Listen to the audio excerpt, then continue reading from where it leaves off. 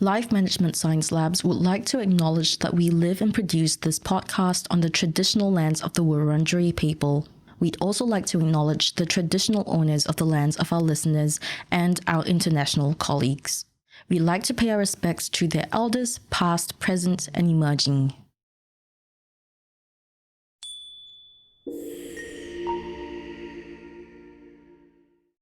Hi, and welcome to Reloscope, the Relationship Science Insights podcast produced by LMSL, the Life Management Science Labs. We are champions of life management science, providing structured insights informed by science and inspired by practice on key aspects of conscious living. Each week, we bring you scientific and practical insights on each element with the expert knowledge of professionals in the field. I'm Marie Stella, your host from Melbourne, Australia. Let's start the show.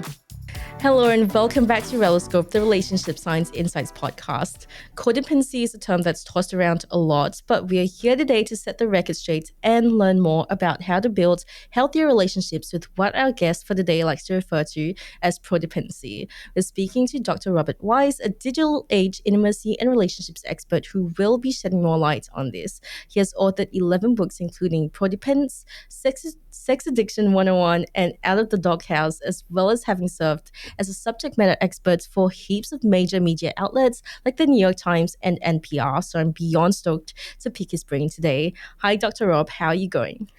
I'm as stoked as you are. I That's love great to talking about, hear. I love talking, so feel free. That's great to hear. I love to hear you talk as well. And I understand that you also run Seeking Integrity, which offers treatment for couples and betrayed partners, as well as men who struggle with sex, porn, and addiction. So I'd really like to know what sparked your interest in that and what your goals and hopes are for Seeking Integrity. Well, I'm a slightly older person, but there was a time when I was actually younger. And during that time, probably my late 20s, HIV and AIDS was a huge issue. And people were dying, straight people were dying, gay people were dying.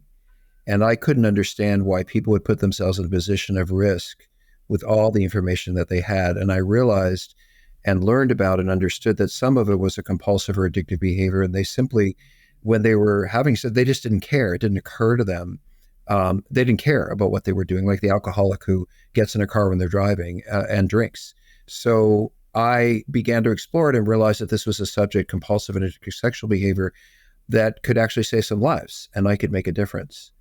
And then that just evolved into the challenges of relationships when there's someone cheating or acting out sexually in a way that is destroying the intimacy, destroying the relationship. And it's just kind of gone from there. Yeah, that's really interesting. And it sounds like very valiant and empathetic work as well, that I'm sure is incredibly helpful for lots of people. Now, before we go further into detail with prodependency, we'd love to get to know you better. This is Have You Met Dr. Robert Weiss?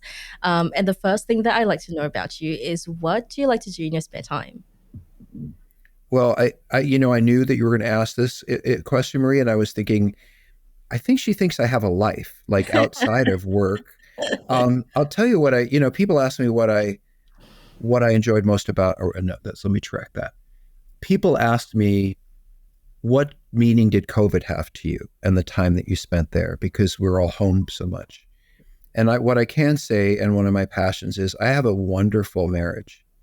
And I am really passionate about sharing the commitment, the intimacy, the joy that we have together, and of course doing things together. And we have a couple of puppies running around always. But I'm really, as I've worked with relationships so many years and I've worked with troubled relationships, I kind of realize what a healthy relationship is. And I've been celebrating it for a long time.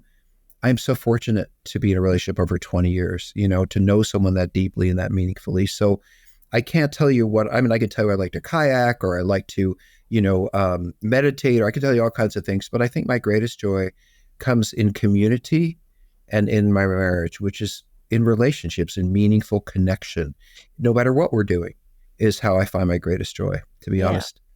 That's really, really sweet. That's such a great sentiment to have about your partner. And I love to know more about what a healthy relationship means, in your opinion. But before that, you did mention that you have puppies. So tell me more about them. What breed are they? When did you get them? How old are they? So all I can say to you is and I'm going to insult a lot of your audience, but I think little dogs are kind of like just, I don't know, kind of like, okay, I can't say anything mean. They're not particularly large, I guess, a small dog. And I want a hug, I want like a big, so we have two Neapolitan Mastiffs, and I know that you deal with kilos or something like that over there, but all I can deal with is pounds.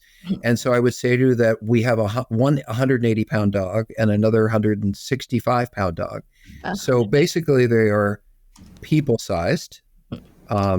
So if you look at pounds, I'm probably 190. So if my dog is 180, did you want to, you're measuring that you're translating the numbers, right? Yeah, it's 80 something kilos. That's insane. That's like, Shoot. that's Shoot. wow. So you never, They lie around and do nothing. They lie around and do nothing. This is how I like my dog. No cheeping, no whining, I want them to lie there and really do nothing. That's my favorite. Like I like to do is lie around and do nothing sometimes. Yeah, That it's might be relatable. my favorite thing to do, actually. We love that, and sometimes you really need it. I feel like everyone needs that lying around and doing nothing at least once in a while. Well, Marie, I just want to say that's what I learned in part of my marriage, Yeah. because my life was, it's Saturday. I've got all these errands to do and I can check off my list and I'll be running from A to evening. Right. And my husband said to me one day, he was watching TV. And I said, how could you be watching TV? We have all these things to do. And he said, maybe you could put all that down and just sit down on a Saturday and spend time with him. And I was like, but I have all this stuff on the list. So one of the things I've learned about a meaningful relationship is taking out time out, and you said this, to do nothing. Yeah, completely. Just sit next to each other and be. Yeah. So I have no idea what question I was answering, but that's my answer. Yeah, I believe that you're answering the question about what you like to do in your spare time, and you've answered it perfectly. Sitting around and doing nothing is much needed in life sometimes, and it's great that you have a partner that taught you how to slow down and made you realize that that's something that you need. I do relate to that myself, but you did mention that your relationship is one of the things that you treasure the most. Is your partner also someone that you look up to that the most for inspiration? Well, I can say this, that I have my own issues. I think all therapists do. And my husband is about 10 years younger than me. And so for many years, I thought, well, I can guide him. I can teach him. I can help him, And then I realized somewhere about 5 years ago, after 23 years together, that he actually knows things. And and if I just listened for the last 15 or 18 years, things would have probably gone better. And so what I can say is that I have learned that actually listening to the person I live with and actually considering that they might be right sometimes is real progress for me. But I did want to tell you, you asked a question about what makes a good relationship. And I think that's a really important thing to say and emphasize. Is it okay if I were to get into that now briefly? It's great that you realize that, because I feel like a lot of people go through relationships with that mindset that you used to have as well, but never really realized it until it was too late. So it's great to have that awareness, and it is progress. So that's great on you. Well, I think one of the most important things, it's interesting. My husband and I sat down not that long ago, Lord knows why. And I said, I want you to write down the 5 things that you like most about me. And of course, the 5 things you like least. And I did the same thing. And I won't tell you any of the least part because I don't want to talk about that. But one of the things he said to me is that one of the things he values most about me is that when I make a mistake or I do something really problematic, that I will come back and say and own it. Yeah. And say, I've been thinking about this and I realized that probably wasn't my best move. And so, when I think about the strength of a relationship, in part, I think about, at least for me, my willingness to own my stuff. Yeah. And in fact, I'll add to that, one of my criteria for being in any kind of relationship with me is, can you do that?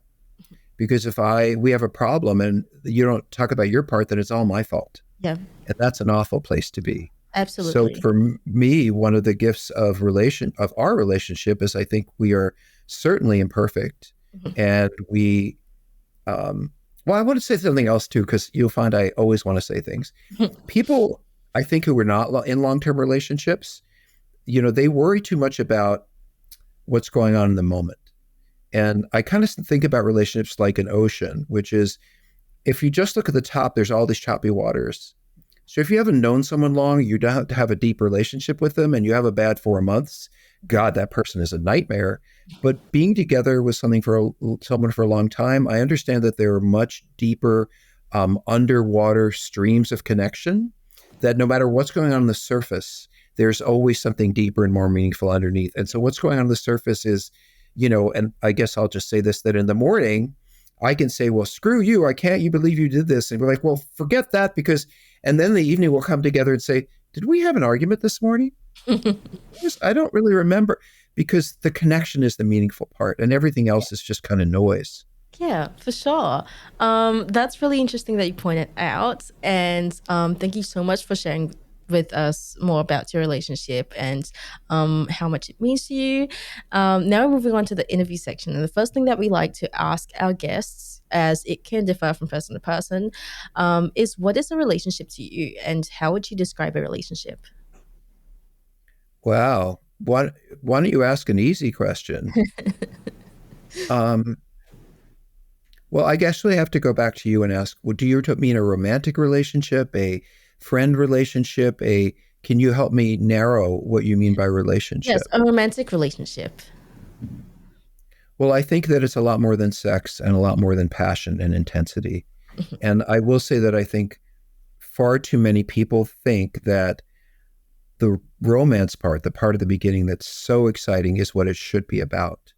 And the moonbeams and the starlight, and that's all I can talk about is that person, and that generally lasts about a year and a half if you're lucky. But that's just the beginning. The relationship starts when you really start knowing each other, and that happens after all of that romance, connection, fun. And relationships for me about in part are being able to love and accept that part, the broken parts, the problem parts, the parts that I don't like, but being able and really separating myself out, which is I don't have to like that, but that doesn't mean you're wrong. Um, Go ahead. Yeah, and what does it mean to really know a person? Could you ask some easy questions? Sorry. Um, so to me, knowing someone is when they're willing to be vulnerable with me and intimate with me. And I think a lot of people think about intimacy and they think about sex. But to me, being vulnerable means being known. And so the meaning of a relationship to me is when someone is willing to tell me what they're struggling with, tell me what's important to them, tell me what they're unhappy about. And it's not that I want to hear just the bad things, but the intimacy is created by someone being willing to take a risk to be known. And that to me is when the real relationship starts, not when everything's fun and happy, or even when things are challenging, but when you are able to express things about yourself that you don't like, or things about yourself that you feel are difficult, and you're willing to take the risk that I will accept that and listen rather than reject it and judge you. So a meaningful relationship for me is when we are able to get to a point where we trust each other enough to talk about the tough stuff. Yeah, and I assume that goes for both codependent relationships and prodependent relationships. There can be intimacy in both. It's just a matter of which is healthier. Well, I don't believe in codependency. So I don't believe in codependent relationships. I don't believe in codependency. I think that is at best, a pop culture notion, that is an idea of something, but I don't think it really mirrors who people are. And could you elaborate more on why you don't believe in codependency? Well, as a professional, there is no research to prove it. There's no criteria. So if you said, I have a client who's depressed, and I said, I do too, I would know, well, depressed means 1, 2, 3, 4, 5. But we don't have any meaningful criteria for codependency. So what you think it is may be very different than what I think it is. There are probably 327 books with the topic of codependency in them, and everyone is different. So it's never really been accepted as a meaningful mental health concern. but it's always talked about as a part of relationships. And what do you think is a more meaningful mental health concern relating to relationships? Well, I think codependence removes, let me say it this way. Codependence really has a focus on if I'm challenged, if we're challenged as a couple, what's wrong with me? Especially what's wrong with me if I stay with you and you have problems? What's wrong with me that I pick a troubled person? What's wrong with me that I try to help that person? And so there's a lot of emphasis on me and living my best life for me. And I think codependency really asks, well, if you're not, why not? And I'm not as interested in people's motivation for staying with a troubled person or people's motivation for questioning why they put themselves in a difficult situation, which is what codependency does. I have a very simple answer to why people stay with troubled people, and that's because they love them. And to go anything, if my child were sick, I would do anything to save them and rescue them and take care of them. But for some reason, if my husband or wife is alcoholic and I'm tending to them, then there's something wrong with me for giving so much of my time, so much of my attention to a troubled individual. And I think, well, that's what you do if they were physically sick. So why wouldn't that be what you would do naturally if they're emotionally troubled? Yeah. That makes For a lot. some reason, Sorry, you're saying. for some reason, there seems to be, when I take a lot of time and energy and focus out of my life to help you and be there for you, and I actually put myself aside to focus on your emotional needs and your challenges, codependency basically says, well, what's wrong with me for putting all of that time into you when I could be focusing on my life? And I don't think it's something wrong with me. I think it's a gift for me to be willing to give of myself to you, even if it takes a lot of my time and effort. I certainly would do that if you had a physical illness. Yeah. So what's wrong with doing that if you have an emotional illness? Yeah, that makes a lot of sense. And there is a term that you did coin or come up with, which is prodependency, and that's one of your books and what that's about. Could you tell us a bit more about what prodependency is and what that really kind of relationship entails? Well, to me, prodependence is the antithesis, the opposite. It's turning codependency upside down and saying, and I deal with the world of troubled people, right? So I'm dealing with people who are involved with addicts or people involved with emotionally troubled people. And instead of saying, which codependency does, what's wrong with you for spending so much time and energy in this troubled relationship?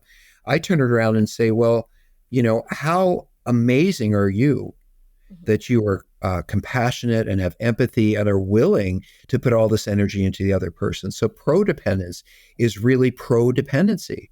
It's saying, good on you. There's a little bit of Australian in there. Good on you for making the decision to put yourself aside because you love someone else and they need you. And rather than pathologizing my commitment to loving you and helping you, it's celebrating my commitment to loving and helping you. Yeah. And I imagine from the other perspective as well, from the person receiving this assistance and aid in the relationship, it's also a big step forward to be able to be so vulnerable with someone that you accept someone's help, because autonomy is something that a lot of people treasure, and being able to be vulnerable enough to depend on your partner for a lot of things. For a lot of people, it's a tough thing to go forward with. It can be really scary to give up that autonomy. So, what are some of the potential impacts of a codependent relationship on the individuals involved? Well, I want to go back to autonomy because having been a young adult in the 90s and the early 2000s, there was so much emphasis among the baby boomer generation to be the best person you could be and to achieve your potential. And if you completely, individualized and were able to successfully act as an individual, then you were going to be successful in life, and relationships came kind of second. And I think where we've moved to in my field is that relationships are the foundation of my life. And we don't just look at mental health now as somebody who can individually pull themselves up out the bootstraps and get out there in the world. I think in my world of mental health, we would say that you are as strong as your relationships. So I think in the world that I live in, my dependency on other people is a gift. I have I'll say it this way. When I first started therapy, and this was back during that individualistic, self focused, be the best me I could be time, I went to therapy for very early on and I said I really wanted a relationship. And the therapist said to me, well, what would that look like? And I said, well, I'd be half a pie and they'd be half a pie and together we'd be one pie. And he said, no, no, no, no. What you really understand is you're a pie and they're a pie and together you're two pies. That's codependency.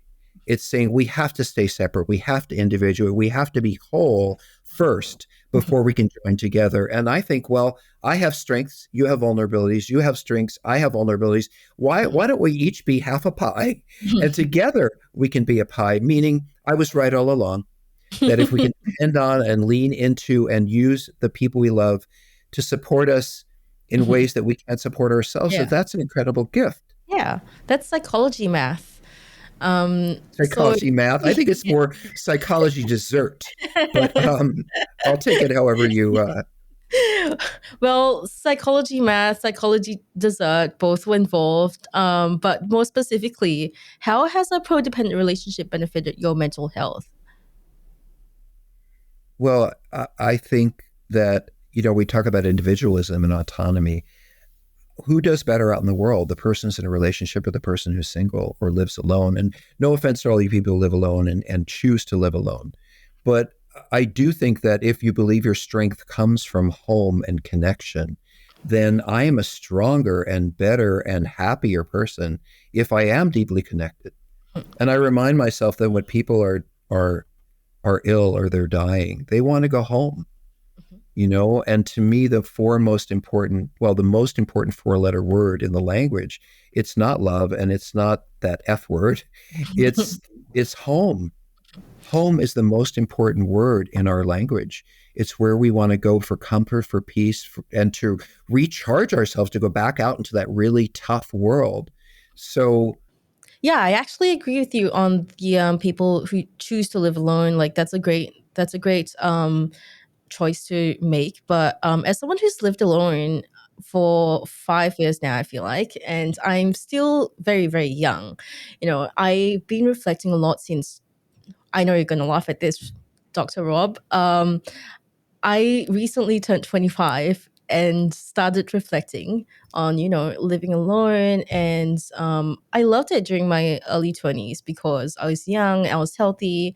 I mean, not that I'm not healthy now, but, I never had to think about worrying about if I get sick or ill and I can't pick myself up, and reflecting on what it means to have that autonomy and whether I want to continue having that for the rest of my life, choosing to live alone. And there's validity to living alone, right? But at the end of the day, we're all I don't know. Well, I don't know how you define validity. I mean, but I will say this to you. When you're in your early 20s, you want to experiment. You want to try things out. You want to, and another person can be, well, let me try it this way. I work with couples who started together when they were 19 and they've been together 40 years. And I know that they missed out on not only on experiences they might have had, but a lot of them have never learned what a relationship is because that's the only person they've had. And so this sense of knowing yourself better before you go into deeper commitments, I think is absolutely essential. So I cheer for you. Good on you for spending the time alone. But somewhere around your late 20s, I think, or mid to late 20s, you start thinking a little differently. Yeah, absolutely. And that's what I was going towards. So you completely would hit the nail on that. So now that in my late 20s, I view things a bit differently. I've had my living alone moments. I've learned more about myself. So there's merit to trying that for a portion of my life, but it's definitely not something that I think I would want to do forever, because of what you well, precisely because of what you just mentioned, about um, having that vulnerability with a partner and being able to depend on someone. It forces you to, kind of, I think also even be more self-reflective and be able to, be vulnerable is really important too. So what I was actually going with that, where I was going with that. But I was curious to know, what are some common challenges when it comes to people changing your mindset from like that codependency to prodependency? Have you ever had experience dealing with clients who think that way? Well, codependency is so enmeshed, so deeply a part of our culture and our thinking that I think, and this idea that um, if I give too much of a up of myself for you, that there's something wrong with me. That I think it is a big switch. It's a huge switch to begin to think about if I give up myself to you, that it's a wonderful thing about me. I think we have pathologized and devalued connection and relationship over individuation and separateness. And as I said, that was really part of the age that we grew up in, that I grew up in, which is sort of the all about me generation. But all I can say to you is that 1 + 1 = 2, and that I am greater and stronger when I am supported by and with someone than I am alone. But I do want to reflect and say that this isn't just about romantic love at all. When we talk about people being alone, the people I worry about are the ones that don't have a lot of social connections, who aren't having fun in the world, who aren't, it's fine to be on your own, but I mean, really, it's a wonderful thing to be on your own at any point in life. And I don't want to devalue that in any way. I love you, single people. And no, I do. But there's a difference between being alone and being isolated. Yeah, for sure. And I feel like whatever you said was really spot on with that. Have you ever dealt with clients who had trouble going from the mindset of like, oh, this is codependency, and like moving, like versus moving towards prodependence? No, Oh. I have stood in front of audiences.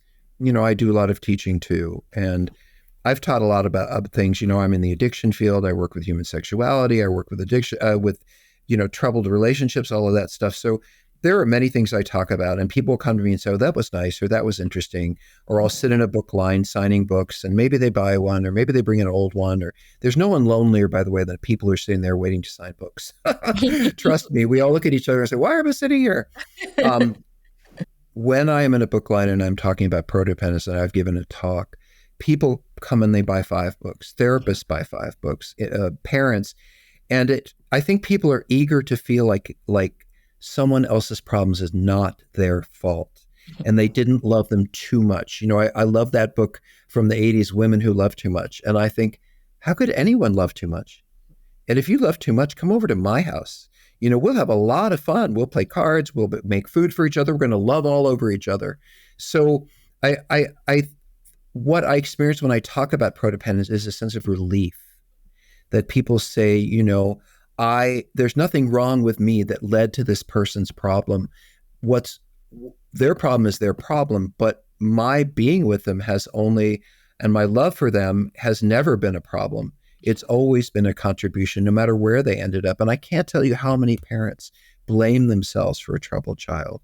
And yeah, certainly parents have a part in it, but once I'm an adult, I'm making my own choices, and you can never be responsible for my adult choices. So anyway, my point is that I think that when people take off the codependency label, and that's what it is, it's a label, and they embrace the idea that everything that I've done, right or wrong, comes from love, they feel a lot better about themselves. Yeah, it alleviates that guilt almost, it sounds like.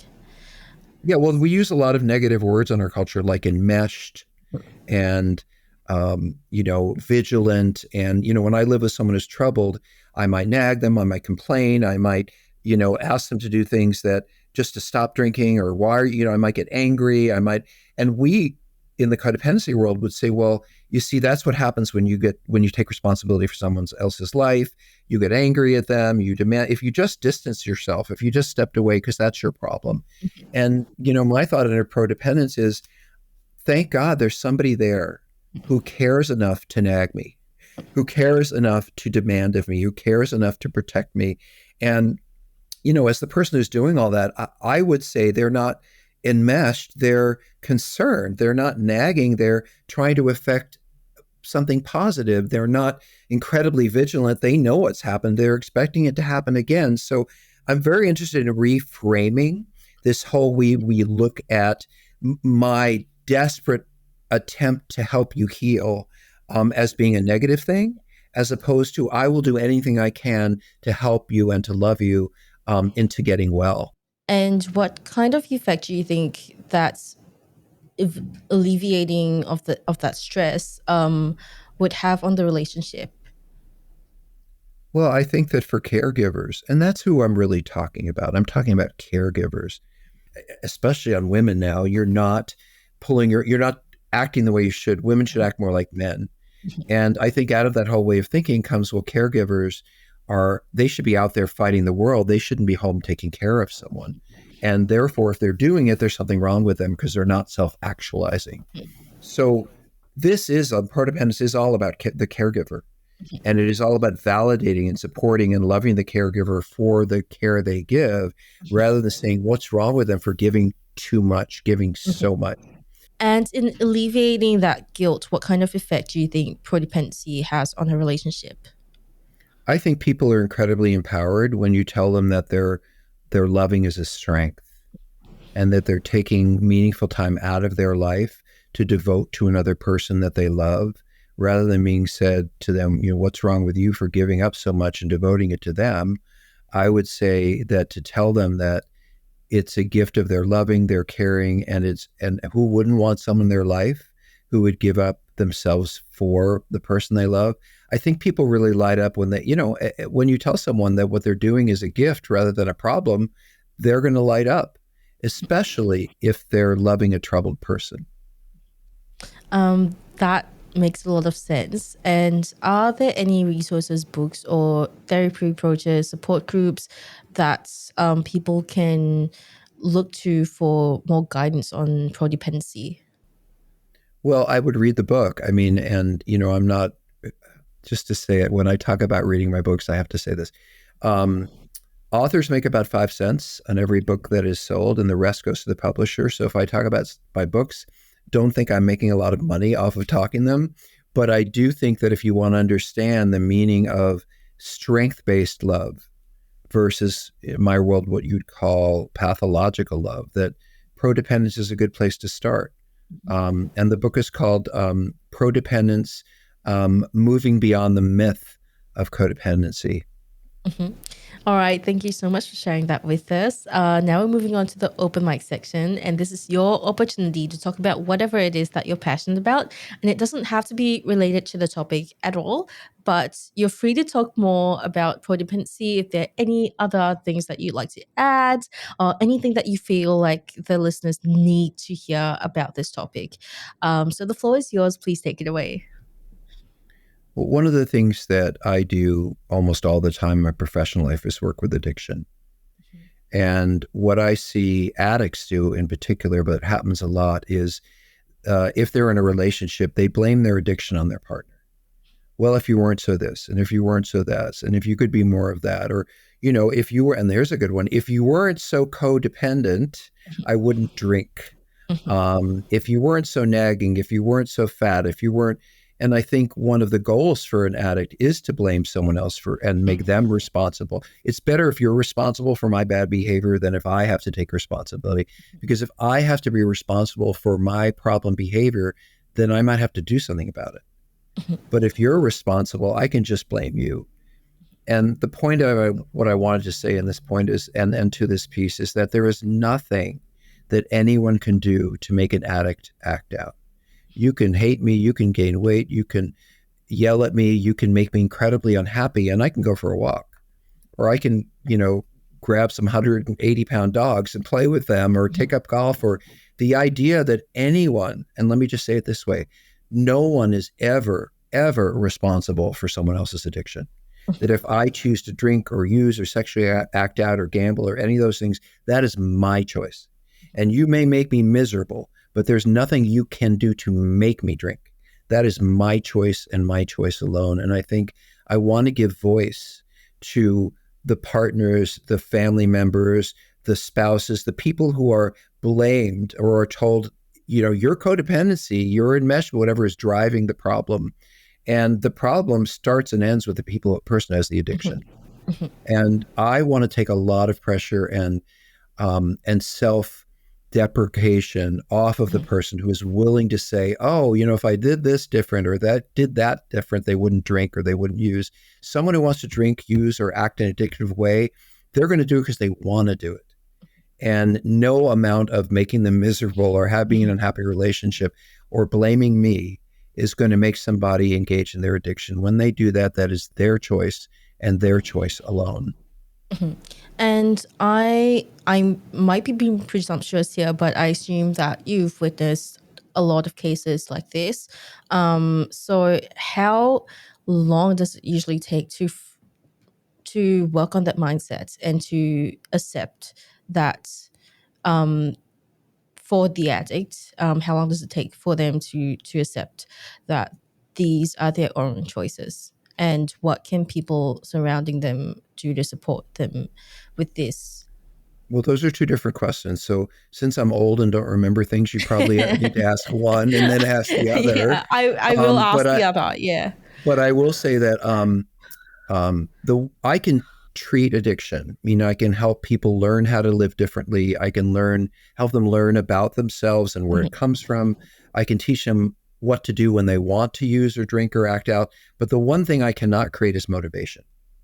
So if you are motivated to come for help, I will, trust me, help you understand your part in the problem.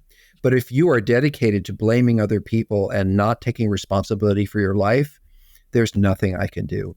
Yeah. So if someone is in treatment and I want them to begin to stop blaming others for their behavior, I first have to get them to take responsibility for what they do and how they live.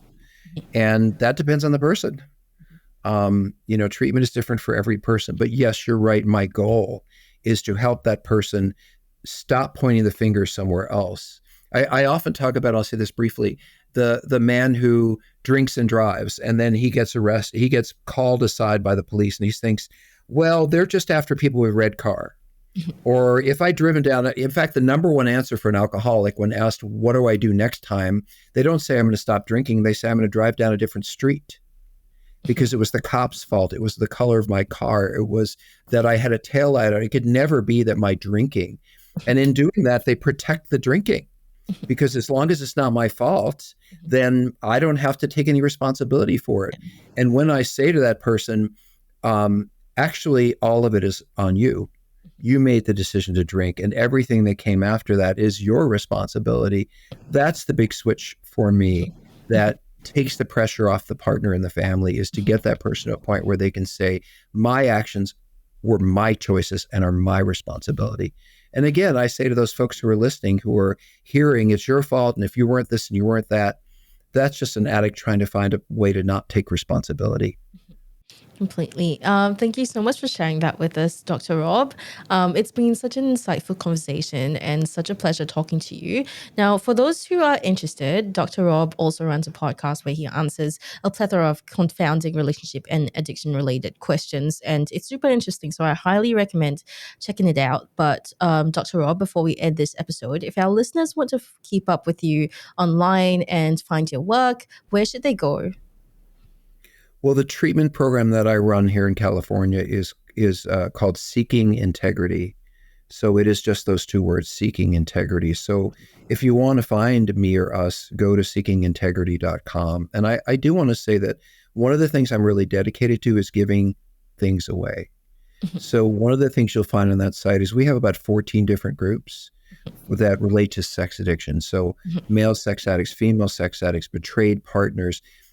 I try to make as available as possible the resources that many people might not have to go to therapy or get help. So my point is that yes, you can find out about the treatment we do. You can find out about the work that I do. But most important to me is on that website, there are all these free resources. And, podcasts, what we do is we are giving away our time in order to try to help. We don't get paid for podcasts. We are out there trying to help people find their way who may not be able to do it by seeing a professional or going to a group or whatever that is. So you can find me at rob@seekingintegrity.com. The podcast is called Sex, Love, and Addiction. Sex, Love, and Addiction. And I'm pretty sure we have over 1 million downloads. There are a lot of people who want to understand how their partner could hurt them so much. I guess the number one thing that I hear from spouses of sex addicts and people who act out is, how could you love me so much and do that at the same time? Mm-hmm. And I think there are a lot of answers for that on Seeking Integrity in order to come to peace with the person you love hurting you so much. Mm-hmm. Yeah, that's a great window into the world of Seeking Integrity and what resources are available on there. So that's amazing. We'll link those in the show notes, both the podcast and Seeking Integrity. Thank you so much, everyone, for tuning in. And we hope you learned something about, changing the mindset of codependency into prodependency with the guidance of Dr. Rob here. And we'll catch you in the next episode.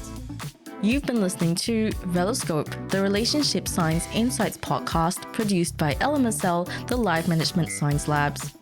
For more episodes like this from 10 different life management perspectives, search LMSL on YouTube, Apple Podcasts, Google Podcasts, and Spotify, or wherever you listen to podcasts, so you can get updated on everything we have to offer. We have a wide range of topics readily available for you to check out.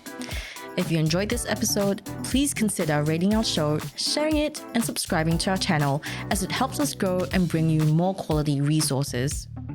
More of our work can be found on our website at re.lmsl.net,